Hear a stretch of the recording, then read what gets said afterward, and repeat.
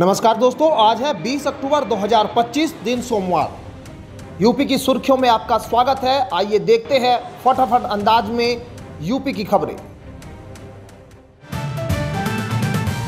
खबर लखनऊ से है, जहां उत्तर प्रदेश महिला कल्याण विभाग की अपर मुख्य सचिव लीना जौहरी ने सभी जिलाधिकारियों को निर्देश दिया है कि वे 20 अक्टूबर को अपने परिवार सहित बाल देखभाल संस्थाओं में रह रहे बच्चों के साथ दीपावली मना सकते हैं। ये बच्चे सामाजिक व आर्थिक कारणों से अपने परिवारों से अलग हैं और राज्य सरकार की संरक्षण व्यवस्था में रह रहे हैं। जौहरी ने कहा है कि ऐसे बच्चों को अपनत्व और स्नेह की विशेष आवश्यकता है। उन्होंने अधिकारियों, जनप्रतिनिधियों और स्वयंसेवी संगठनों से अपील की है कि वे अपने बच्चों के साथ समय बिताकर मिठाई व उपहार देकर परिवार जैसा स्नेह महसूस कराएं। पानीपत से गोरखपुर तक प्रस्तावित 750 किलोमीटर लंबे हाई स्पीड एक्सप्रेसवे का निर्माण कार्य मार्च तक पूरा होने की तैयारी में है। NHAI ने इसका DPR लगभग तैयार कर लिया है, जिसे उत्तर प्रदेश सरकार के उच्च अधिकारियों के साथ अंतिम रूप दिया जाएगा। यह एक्सप्रेसवे यूपी के 22 जिलों सहारनपुर, मुजफ्फरनगर, मेरठ, बरेली, लखनऊ से लेकर गोरखपुर तक होकर गुजरेगा और राज्य का सबसे बड़ा एक्सप्रेसवे होगा। एक्सप्रेसवे एक्सेस कंट्रोल रहेगा और इसे करीब 10 पैकेज में बनाया जाएगा। यह मार्ग गोरखपुर सिलीगुड़ी एक्सप्रेसवे से भी जुड़ेगा, जिससे हरियाणा से बंगाल तक यात्रा सुगम हो जाएगी।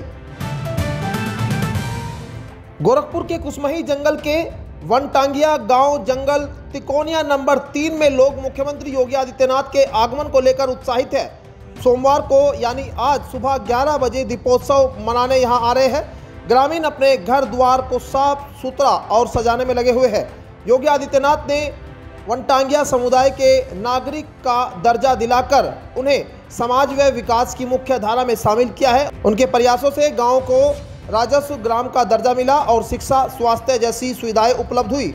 वनटांगिया समुदाय के लोग सीएम के इस कदम को 100 साल की कसम मिटाने वाला बदलाव मानते हैं। उत्तर प्रदेश पावर कॉर्पोरेशन ने दीपावली से पहले स्मार्ट मीटर उपभोक्ता को राहत दी है। अब मीटर की कीमत किस्तों में चुकाई जा सकेगी। ऊर्जा मंत्री AK शर्मा ने पावर कॉर्पोरेशन को इस संबंध में निर्देश दिए हैं। कम आय वर्ग के उपभोक्ताओं को 125 रुपए प्रति माह की दर से 60 माह तक भुगतान का विकल्प मिलेगा, जबकि अन्य उपभोक्ता 12 किस्तों में भुगतान कर सकते हैं। हालांकि नियामक आयोग ने स्मार्ट प्रीपेड मीटर के दाम वसूलने को अवमानना माना है। पावर कॉर्पोरेशन के साथ विकल्प है कि वह आयोग के अंतिम निर्णय तक वसूली रोके या जारी रखे। अयोध्या के 9वें दीपोत्सव की भव्य तैयारियां पूरी हो चुकी है। पर्यटन मंत्री जयबीर सिंह ने झांकियों की 4 किलोमीटर लंबी शोभा यात्रा को हरी झंडी दिखाकर रवाना किया है। इस बार 26 लाख से ज्यादा दियों के साथ विश्व रिकॉर्ड बनाने का लक्ष्य रखा गया है। सरयू तट पर 2100 अर्चकों द्वारा महाआरती होगी। रामकथा पार्क और राम की पौड़ी पर लाखों दियों से रंगोली और स्वास्तिक जैसे धार्मिक प्रतीक बनाए गए हैं। देश विदेश से आए कलाकार और हजारों स्वयंसेवक इस आयोजन में भाग ले रहे हैं। दीपोत्सव ने अयोध्या को ऐतिहासिक और सांस्कृतिक रूप से नई ऊंचाइयों पर पहुंचाया है। उत्तर प्रदेश सरकार ने दिवाली, छठ त्योहारों के लिए 18 से 30 अक्टूबर तक इंसेंटिव पीरियड घोषित किया है। इसके तहत यूपी रोडवेज अतिरिक्त बसें चलाएगा और भीड़ वाले मार्गों पर फ्रीक्वेंसी बढ़ाई जाएगी। मुरादाबाद, लखनऊ, गोरखपुर, वाराणसी, अयोध्या, कानपुर, गाजियाबाद, मेरठ, बरेली, सहारनपुर, आगरा और अलीगढ़ से यात्रियों को सुगम सफर मिलेगा। मुरादाबाद से लखनऊ रूट पर हर घंटे बस उपलब्ध रहेगी। बस अड्डों पर डिजिटल टाइम शेड्यूल, पेयजल और यात्री सहायता केंद्र दुरुस्त होंगे। भीड़ के अनुसार देर रात तक सेवाएं बढ़ाई जाएगी। अतिरिक्त ट्रिप्स और शटरिंग से यात्रियों की सुविधा सुनिश्चित होगी। अलीगढ़ मुस्लिम यूनिवर्सिटी में पहली बार हिंदू छात्रों को दिवाली मनाने की आधिकारिक मंजूरी मिली है।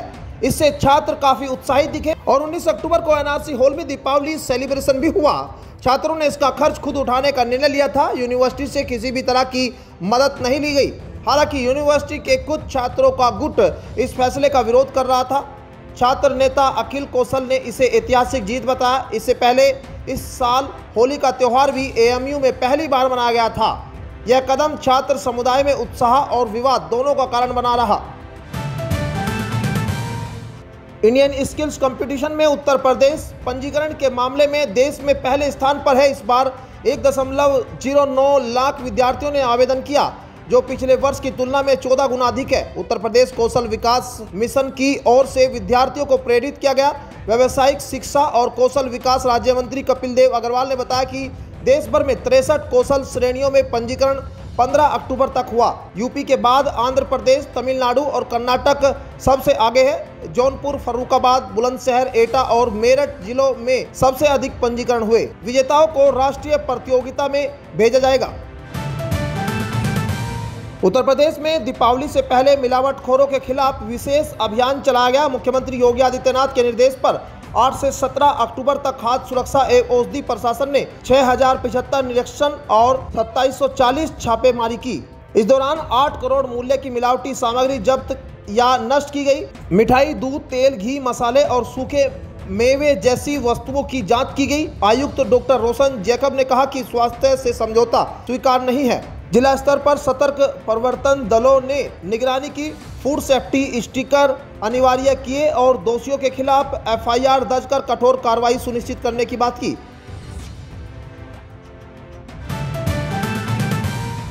मुख्यमंत्री योगी आदित्यनाथ ने दीपावली के पावन अवसर पर प्रदेशवासियों को शुभकामनाएं दी और प्रभु श्री राम से उनकी सुख समृद्धि की कामना की है। उन्होंने कहा कि दीपावली शांति, एकता और सद्भाव का संदेश देती है और यह भगवान श्री राम के 14 वर्ष के वनवास के बाद अयोध्या लौटने की स्मृति में मनाई जाती है। मुख्यमंत्री ने बताया कि राज्य सरकार अयोध्या में दीपोत्सव के माध्यम से इस प्राचीन परंपरा को पुनर्जीवित कर रही है ताकि अयोध्या की महिमा विश्व समुदाय तक पहुंचे। उन्होंने सभी से सामाजिक सौहार्द बनाए रखने और दीपावली को हर्षोल्लास के साथ मनाने का आग्रह किया।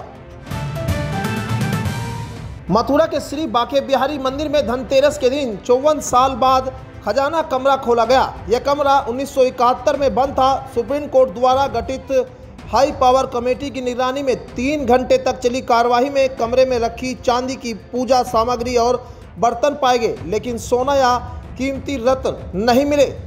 कमरे से 2 सांप के बच्चे भी मिले, जिन्हें वन विभाग ने सुरक्षित बाहर निकाला। कार्यवाही के बाद कमरा फिर से सील कर दिया गया। मंदिर प्रशासन ने बताया कि संपत्ति का ब्यौरा तैयार कर रिपोर्ट शासन को भेजी जाएगी। राजनीति हलचल भी तेज हो गई है। बहुजन समाज पार्टी की राज्य स्तरीय समीक्षा बैठक लखनऊ में शुरू हुई। बैठक की अध्यक्षता राष्ट्रीय अध्यक्ष मायावती ने की और इसे ओलिया बैठक का स्वरूप दिया गया, जिसमें उत्तर प्रदेश व उत्तराखंड को छोड़कर सभी राज्यों के पदाधिकारी शामिल हुए। बैठक में संगठन की जमीनी तैयारियों और जनाधार बढ़ाने पर चर्चा हुई। नेशनल कोऑर्डिनेटर आकाश आनंद और वरिष्ठ नेता आनंद कुमार भी मौजूद थे। मायावती ने सभी राज्यों के नेताओं से संगठन की सक्रियता की जानकारी ली और बदलते राजनीतिक हालात के मद्देनजर नई रणनीति अपनाने पर जोर दिया। बैठक में आने वाले कार्यक्रमों के दिशा निर्देश भी दिए गए। उत्तर प्रदेश सरकार ने किसानों की आय बढ़ाने और कृषि को आधुनिक बनाने के लिए डिजिटल कृषि नीति लागू करने का निर्णय लिया है। मुख्यमंत्री योगी आदित्यनाथ के निर्देश पर यह नीति किसानों को फसल, मौसम पूर्वानुमान, बीज उपलब्धता, सिंचाई और बाजार मूल्य की रियल टाइम जानकारी उपलब्ध कराएगी। बीज से बाजार तक की अवधारणा को मजबूत करने वाली यह पहल छोटे और सीमांत किसानों को विशेष लाभ देगी। परियोजना में मूल्य संवर्धन, क्लस्टर विकास, मत्स्य पालन और डिजिटल वित्तीय सेवाओं पर जोर है। इससे किसानों की उत्पादकता बढ़ेगी, आय में सुधार होगा और राज्य की ग्रामीण अर्थव्यवस्था मजबूत होगी। अयोध्या में दीपोत्सव से पहले समाजवादी पार्टी के अध्यक्ष अखिलेश यादव ने मुख्यमंत्री योगी आदित्यनाथ और उनकी सरकार पर तीखा हमला किया। उन्होंने सवाल किया कि दियों और मोमबत्तियों पर इतना खर्च क्यों और क्रिसमस के उदाहरण का हवाला दिया। अखिलेश ने कहा कि सरकार बिजली, ट्रैफिक और सफाई जैसी बुनियादी मुद्दों में विफल रही है। स्मार्ट सिटी योजना के बावजूद शहर कचरे और जाम से जूझ रहे हैं। उन्होंने दावा किया कि दिवाली के दौरान बिजली कटौती और प्रशासनिक कमियों के कारण जनता परेशान है। अखिलेश ने कहा कि बीजेपी सरकार को हटाना ही एकमात्र विकल्प है। उत्तर प्रदेश में इस साल की दीपावली मौसम के लिहाज से खुशनुमा रहेगी। भारतीय मौसम विभाग के अनुसार 20 अक्टूबर को मनाए जाने वाले दीपावली पर्व पर पूरे राज्य में मौसम साफ और शुष्क रहेगा। बारिश की कोई संभावना नहीं है। अधिकतम तापमान पश्चिमी और मध्य मैदानी क्षेत्रों में 30 डिग्री सेल्सियस से 32 डिग्री सेल्सियस, अन्य हिस्सों में 32 डिग्री सेल्सियस से 34 डिग्री सेल्सियस के बीच रहेगा। शाम और रात में हल्की ठंडी हवाएं चलेगी। हालांकि दिवाली के बाद राज्य में ठंडक तेजी से बढ़ेगी। अगले 2 से 3 दिनों में न्यूनतम तापमान गिरने लगेगा और ग्रामीण इलाकों में सुबह कोहरा या हल्की धुंध छा सकती है। तो ये थी आज की 15 फटाफट खबरें। अगर आपको वीडियो पसंद आया तो वीडियो को लाइक, शेयर व कमेंट जरूर करें। धन्यवाद।